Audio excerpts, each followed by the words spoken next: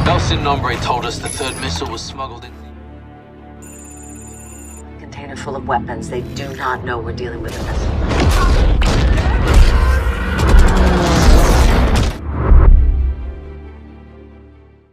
PM Modi का next foreign visit India का geopolitics में एक बहुत बड़ी गेम पॉइंट बन सकते हैं। आप बहुत सारी रिसेंट आर्टिकल पर देख सकते हो probably next month PM Modi Ukraine पर विजिट कर सकते हैं। तो आपको एक बार के लिए लगेगा जो पूरी यूक्रेन पर अभी के टाइम पे वार या जंग छड़ा हुआ है, ठीक है, मगर इसी टाइम पर पीएम मोदी ने अचानक इतना रिस्क लेके क्यों यूक्रेन पर विजिट करने जा रहा है। अभी आपको पता है रिसेंटली पीएम मोदी ने रशिया विजिट किया था एंड वहां पर पीएम मोदी का एक हाईएस्ट सिविलियन ऑनर प्रोवाइड किया गया। साथ में आप देख सकते हो, ठीक है, जो किस तरीके से मिस्टर पुतिन कितना खुश थे पीएम मोदी का इस विजिट पर, एक वार्म वेलकम दिया पीएम मोदी को।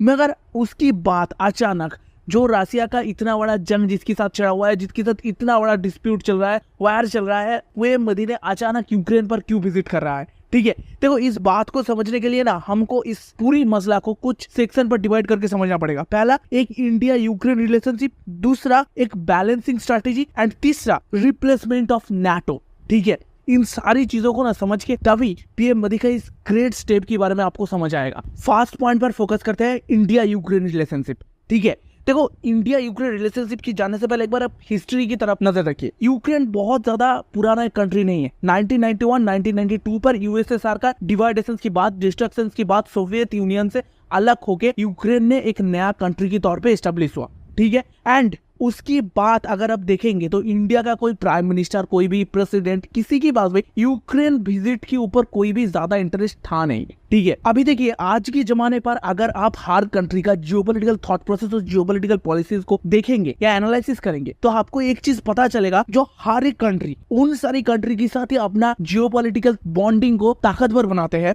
जहां पर उसको जियोपॉलिटिकल डोमिनेंस क्रिएट करने के लिए अपॉर्चुनिटी मिलेगा और जियोपॉलिटिकल सपोर्ट मिलेगा, ठीक है। अभी देखो यूक्रेन के साथ हमारा ट्रेड रिलेशन ऐसा कोई एक्स्ट्राऑर्डिनरी नहीं है, ठीक है, क्योंकि यूक्रेन ऐसा कोई इंडस्ट्रियल गुड्स या डिफेंस इक्विपमेंट्स प्रोडक्शन करते ही नहीं है जो इंडिया इंपोर्ट कर सके, या इंडिया को ऐसा कुछ जरूरत नहीं है जो इंडिया यूक्रेन पर एक्सपोर्ट कर सके, क्योंकि यूक्रेन का most of the export Ukraine Europe से ही कर लेता है, ठीक है। तो इसीलिए इंडिया से यूक्रेन का कोई चीज एक्सपोर्ट करने के लिए जरूरत भी ज्यादा नहीं पड़ते और इंडिया भी बहुत सारी चीज यूक्रेन से इंपोर्ट भी नहीं करते। सिर्फ इंडियन कुछ स्टूडेंट होते थे जो पढ़ने के लिए यूक्रेन तक जाता था, मगर आज के टाइम पे ये वार कंडीशंस पर ये भी लगभग खत्म हो चुका है। तो यूक्रेन के साथ ट्रेड बॉन्डिंग बहुत ज्यादा एक्स्ट्राऑर्डिनरी नहीं है इंडिया का, ठीक है। अभी देखो जियोपॉलिटिकल इंपॉर्टेंस की बात करें तो यूक्रेन की जो पोजीशंस है, जो यूक्रेन का पावर है, वो इंडिया के लिए बहुत ज्यादा मायने नहीं रखते जियोपॉलिटिकली, ठीक है, क्योंकि ये कंट्री एस्टेब्लिश हुआ है 1991-1992 की बात, ठीक है। ऐसा कोई पावरफुल कंट्री भी नहीं है एंड इसके जियोपॉलिटिकल पोजीशंस ऐसा भी नहीं है जो इंडिया के लिए यूक्रेन एक जियोपॉलिटिकल हॉटस्पॉट बन सकता है, ठीक है। तो इंडिया के साथ जो यूक्रेन का रिलेशनशिप था ना, वो एक कोल्ड रिलेशन की तरह था। मतलब यूक्रेन वहां पर है, ठीक है, इंडिया भी यहाँ पर है, ठीक है, मगर ऐसा कोई इंपॉर्टेंस नहीं पड़ा यूक्रेन के साथ। अभी देखिए इसके साथ हिस्टोरिकल टाइम से ना यूक्रेन कभी इंडिया को सपोर्ट नहीं किया। यूएनएससी पर 1998 पर जब इंडिया का न्यूक्लियर टेस्ट की बात हुआ था तब भी यूक्रेन ने इंडिया के ऑपोजिशन पर वोट डाले थे, ठीक है, एंटी इंडिया वोट डाले थे। एंड उसके साथ मैं आपको एक पोस्ट दिखा रहा हूँ यूक्रेन डिफेंस मिनिस्ट्रीज का, इसके बाद आप भी शॉकिंग हो जाएंगे जब बोलेंगे तो भाई यूक्रेन को क्यों सपोर्ट करेंगे हम, ठीक है। जो देखो यहाँ पर ये पोस्ट देखो, ये इंडिया का एक हिंदू धर्म का गॉडेस है माँ दुर्गा का, ठीक है, माँ दुर्गा का एक पिक्चर है जिसको किस तरीके से रिप्रेजेंट किया गया। इसके बाद बहुत बात हुआ था ट्विटर पर, ठीक है, मगर बात यह है जो यूक्रेन का ये रियल फेस है। मतलब यूक्रेन का डिफेंस मिनिस्ट्री का होम पेज से, ट्विटर की हैंडल से ये पोस्ट तैयार किया गया। मतलब आप समझ सकते हो आज के टाइम पे इंडिया क्यों सपोर्ट करेगा यूक्रेन को। इसका सवाल इंडिया अगर करते हैं आज के टाइम पे इंडियन गवर्नमेंट को, जो हम क्यों सपोर्ट करें यूक्रेन को, ठीक है, तो इसका सवाल की जवाब देना बहुत ज्यादा क्रूशियल, बहुत ज्यादा कॉम्प्लेक्स है इंडियन गवर्नमेंट के लिए। अभी देखिए दूसरा पॉइंट पर नजर रखते हैं, बैलेंसिंग, ठीक है। तो पीएम मोदी ने रिसेंटली रशिया विजिट किया एंड पीएम मोदी का ग्रैंड वेलकम हुआ।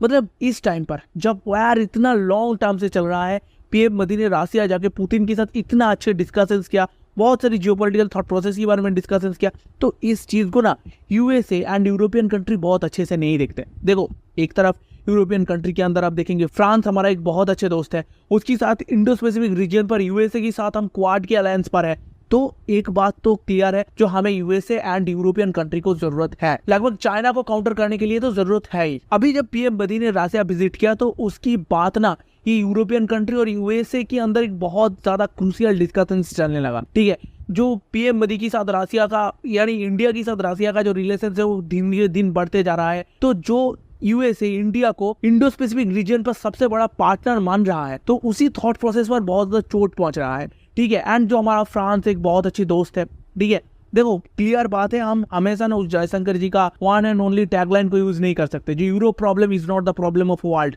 ठीक है, सही बात है, ये बात सही है, मगर देखो फ्रांस हमारे लिए कितना ज्यादा इंपॉर्टेंट है आज के टाइम पे, कितना ज्यादा डिफेंस ट्रेड फ्रांस के साथ हम कर रहे हैं। फ्रांस हमारे लिए एक मेन डिफेंस सप्लायर है आज के टाइम पे। ऐसा कंट्री का थॉट प्रोसेस को हम चोट नहीं पहुंचा सकते, तो हमें ना एक बैलेंसिंग मेथड को फॉलो करना बहुत ज्यादा जरूरत है। ठीक है, तो इंडिया ने क्या किया, देखो हमने रसिया पर विजिट किया, उसकी बाद देखो हम यूक्रेन पर भी जाएंगे, यूक्रेन पर भी विजिट करेंगे। ठीक है, तो और एक बात, यूएस कितना प्रेशर डालते हैं ना इंडिया के ऊपर, इसके बारे में मिस्टर पुतिन ने भी एक बार बात किया था। जो यूएस प्रेशर डाल रहा है इंडिया के ऊपर, जो इंडिया रसिया के अगेंस्ट पर बात करे।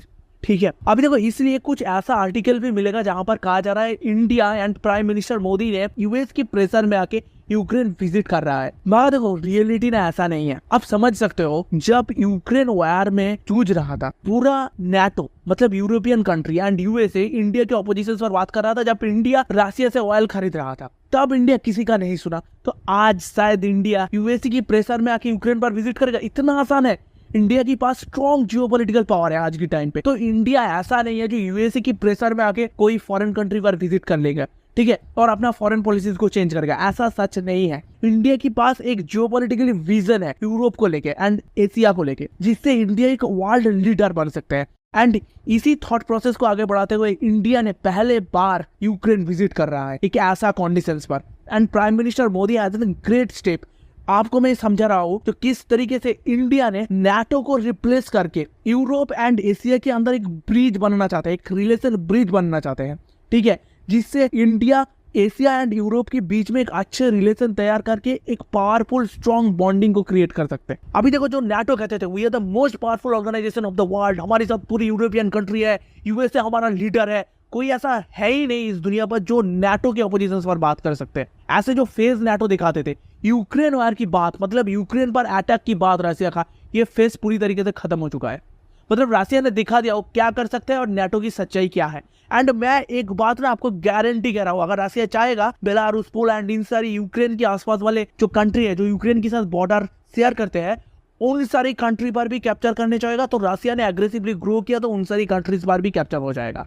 ठीक है, नाटो कुछ नहीं कर सकते। अब देखो रिसेंटली डोनाल्ड ट्रंप ने भी नाटो के ऑपोजिशन पर बहुत बड़ी बयान दिया। डोनाल्ड ट्रंप के बयान मैंने अपने अगले वीडियो पर दिखा था, इस वीडियो पर। ठीक है, तो डोनाल्ड ट्रंप ने एक बात क्लियरली कह दिया, भाई देखो नाटो का मोस्ट ऑफ द मेंबर जो है वो अपने डिफेंस बजट का, वो अपने जीडीपी का 2% भी अपने नाटो का डिफेंस बजट के लिए यूज नहीं करती। ये एक रूल्स है। ठीक है, जितने भी कंट्री नाटो पर है उस कंट्री का सिक्योरिटी के लिए उसको अपना जीडीपी का 2% नाटो के डिफेंस बजट के लिए यूज करना है। मगर बहुत सारी ऐसा कंट्री है जो ये नहीं करते। ठीक है, नाटो के अंदर नाटो की मेंबरशिप है उन सारी कंट्रीज का। अब डोनाल्ड ट्रंप ने बोल दिया तो देखो भाई, तुम अगर इन्वेस्ट नहीं करोगे, ठीक है, तुम अगर इन्वेस्ट नहीं करोगे तो रसिया जो करना है करेगा, मैं कुछ नहीं करूंगी तुम्हारी सिक्योरिटी के लिए। ठीक है, अब देखो जो रियल कंडीशन देखते हुए अभी की टाइम पे यूएसए पर ऐसा ही लग रहा है डोनाल्ड ट्रंप नेक्स्ट प्रेसिडेंट है। एंड ट्रंप बहुत ज्यादा इंडो स्पेसिफिक रीजन का जो जियोपॉलिटिक्स है उस पर नजर रख रहा है। मतलब नाटो एंड यूरोपियन कंट्रीज का जो जियोपॉलिटिकल हॉटस्पॉट था अमेरिका, उसको शिफ्ट करके इंडो स्पेसिफिक रीजन तक लेकर आ रहा है। क्योंकि अमेरिका आज के टाइम पे मानते हैं ना, तो रसिया हमारे लिए बहुत बड़ी दुश्मन है नहीं। रसिया यूरोप के लिए दुश्मन है मगर अमेरिका के लिए नहीं है।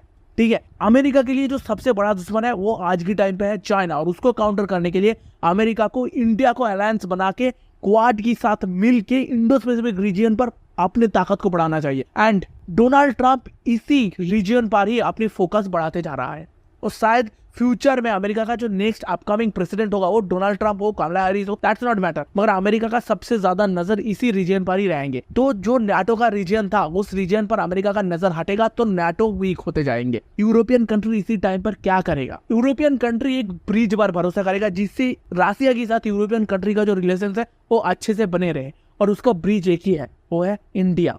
ठीक है, तो इंडिया आज की टाइम पे एक जियोपॉलिटिकल लीडर की तौर पे ग्रो कर रहा है एंड इसका सबसे पहला ये स्टेप है। एंड मैं ये बात क्लियरली कह रहा हूँ, इंडिया का ये क्लियर विजन है जो अगर रशिया और यूरोप को कोई साथ में लेके आगे बढ़ सकता है तो वो इंडिया ही है। अभी देखो, अगर इंडिया रशिया और पूरी यूरोप के बीच में ये जियोपॉलिटिकल प्रॉब्लम मुद्दा को सॉल्व करके एक अच्छे बॉन्डिंग क्रिएट कर सकते हैं, तो आपको एक बात समझ में आ रहा है, जो इंडिया तब कितना बड़ा एक जियोपॉलिटिकल डोमिनेटर बनेगा। ठीक है, मतलब एक वर्ल्ड लीडर बन जाएगा इंडिया। जो काम इतने दिनों से यूएसए नहीं कर पाया वो काम इंडिया ने कर दिखाया। तो मैं इसके ऊपर एक डेडिकेटेड वीडियो बनाऊंगा, जो how India can replace the NATO in the future. ठीक है, इसके बारे में एक फुल डेडिकेटेड वीडियो बनाऊंगा, क्योंकि अगर मैं इसके बारे में पूरी तरीके से बात करने लगूँ ना इस वीडियो पर, तो वीडियो बहुत ज़्यादा लेंदी हो जाएगा। तो मैं इसके ऊपर एक पूरा डेडिकेटेड वीडियो बनाऊंगा। ठीक है, देखिए आपके दिमाग में एक क्वेश्चन आएगा, जो मैं अचानक नाटो रिप्लेसमेंट की बात क्यों कर रहा हूँ। ठीक है, आपको अगर लगता है इंडिया सिर्फ प्रेशर में आके यूक्रेन विजिट कर रहा है, तो मैं आपको एक बात कह रहा हूँ, G7 समिट पर भी इंडिया ने यूक्रेन की साथ मीटअप किया था एंड बहुत सारी अच्छी बातें किया था। ठीक है, and recently Indian foreign minister Ukraine का फॉरेन मिनिस्टर के साथ बात किया एंड बहुत सारी जियोपॉलिटिकल सिक्योरिटीज के बारे में बात किया। एंड इंडिया ने बहुत ज़्यादा ग्लैड है जो Ukrainian foreign ministers Indian foreign minister के साथ बात करने के लिए रेडी हुआ। तो इसके बारे में जयशंकर जी ने भी बहुत अच्छे बातें किए थे। सो दैट इसीलिए मैं कह रहा हूँ, इंडिया के पास एक बहुत बड़ी गेम पॉइंट है रशिया एंड यूरोप को लेके, एंड उसका सबसे पहला ब्रिज पॉइंट है यूक्रेन। ठीक है, अब देखो पूरी दुनिया नजर रखेगा जो यूक्रेन में जाके प्राइम मिनिस्टर मोदी जी ने क्या बोलेगा। एंड मुझे लगता है प्राइम मिनिस्टर मोदी जी ने अपने ही डिप्लोमेटिक थॉट प्रोसेस को, इंडिया का या फॉरेन पॉलिसीज है डिप्लोमेटिक फॉरेन पॉलिसीज, उसको आगे बढ़ाते हुए रशिया और यूक्रेन कॉन्फ्लिक्ट के बारे में सोच समझ के ही बात करेगा। एंड गारंटेड इट, इसके बारे में ना पूरी वर्ल्ड, रशिया, यूएसए, पूरी European country and even Asia भी नजर रखेगा। ठीक है, तो इसके बारे में क्या नेक्स्ट अपडेट आते हैं वो देखते हैं एंड आपको मैं इन्फॉर्म करूंगा। तो मैं नाटो रिप्लेसमेंट की वीडियो लॉन्च करने से पहले आपसे क्वेश्चन पूछना चाहता हूँ, जो आपको क्या लगता है इंडिया को रशिया एंड यूरोप की जो रिलेशनशिप है इसके बारे में किस तरीके से आगे बढ़ना चाहिए? बहुत एग्रेसिवली आगे बढ़ना चाहिए या एक सोच समझ के एक बॉन्डिंग क्रिएट करना चाहिए? क्या जैसा चल रहा है ऐसा ही चलने देना चाहिए? कौन सा थॉट प्रोसेस इंडिया की फॉरेन पॉलिसीज के लिए सही होगा? आप मुझे कमेंट पर आंसर कीजिए।